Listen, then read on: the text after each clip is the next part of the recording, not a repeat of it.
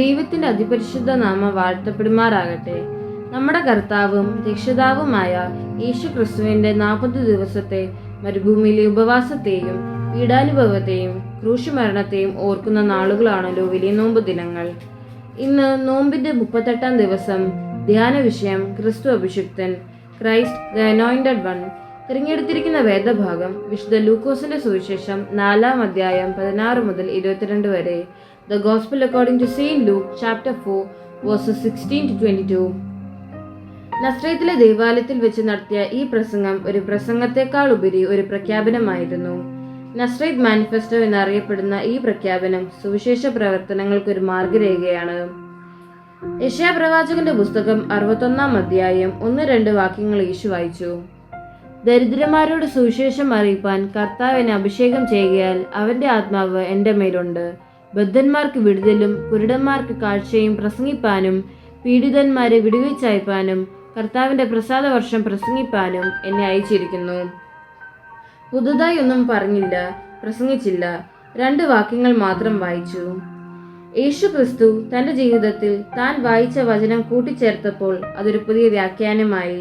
It became a vision for his mission. യേശുവിന്റെ സുവിശേഷത്തിന്റെ പ്രകടന പത്രികയാണ് ഈ വേദഭാഗം. ഇവിടെ ദരിദ്രർ എന്ന് സൂചിപ്പിക്കുന്നത് സാമ്പത്തിക ബുദ്ധിമുട്ട് അനുഭവിക്കുന്നവരെയല്ല, മറിച്ച് സാമൂഹികമായി പുറന്തള്ളപ്പെട്ടവർ, രോഗികൾ, മാനസിക ബുദ്ധിമുട്ട് അനുഭവിക്കുന്നവർ, വികലാംഗർ, ഭവനരഹിതർ എല്ലാവരും ഉൾപ്പെടുന്നു. തള്ളപ്പെട്ടവരുടെ ഒരു സമൂഹമാണിത്. അവരുടെ വേദന ഇവിടെ യേശു കർത്താവ് ഒപ്പിയെടുക്കുകയാണ്. ഇത് തന്റെ ധർമ്മമാണെന്ന് ക്രിസ്തു പ്രസ്താവിക്കുന്നു. ജാതി മത ലിംഗ വ്യത്യാസമില്ലാതെ ഏവരെയും അംഗീകരിക്കുന്ന, മാനിക്കുന്ന, ഉൾക്കൊള്ളുന്ന ഒരു ദൈവരാജ്യ സമൂഹം ക്രിസ്തു ആഗ്രഹിച്ചു. വേദഭാഗത്ത് കർത്താവിന്റെ പ്രസാദ വർഷം ദൈവരാജ്യത്തിന്റെ അനുഭവത്തെ കുറിക്കുന്നു. കാലം ചെയ്ത വലിയ മെത്രാപ്പോലിത്ത മാർ ക്രിസോസ്റ്റത്തിന്റെ വാക്കുകൾ ഇപ്രകാരമാണ്: വൈകല്യങ്ങൾ ഉള്ളവരെ ഒരു സമൂഹത്തിന് അംഗീകരിക്കാൻ പറ്റുന്നില്ല എങ്കിൽ അത് സമൂഹത്തിന്റെ വൈകല്യത്തെ സൂചിപ്പിക്കുന്നു. വൈകല്യങ്ങൾ ഉള്ളവർ സമൂഹത്തിനൊരു പ്രശ്നമല്ല, എന്നാൽ സമൂഹം വൈകല്യമുള്ളവർക്കൊരു പ്രശ്നമാണ്. വേർതിരിവിന്റെ വേലിക്കെട്ടുകൾ അതിശക്തമായി വാണിരുന്ന മത സാമൂഹിക വ്യവഹാരങ്ങളുടെ മധ്യത്തിലാണ് പാപികളോട് പക്ഷം ചേർന്ന് പരിശുദ്ധനായ യേശു കർത്താവ് തന്റെ സുവിശേഷ വേല നിർവഹിച്ചത്. നസ്രയത്ത് ഒരു പ്രതീകമാണ്.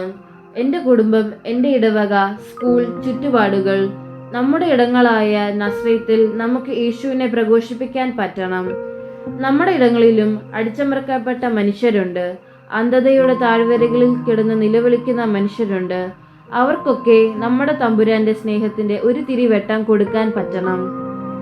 എല്ലാവരെയും ഉൾക്കൊള്ളുന്ന, എല്ലാവരെയും ബഹുമാനിക്കുന്ന, എല്ലാവരുടെയും അന്തസ്സിനെ ഉൾക്കൊള്ളുന്ന ഒരു ദൈവരാജ്യ സമൂഹത്തിനായി നമുക്ക് പ്രയത്നിക്കാം, പ്രാർത്ഥിക്കാം.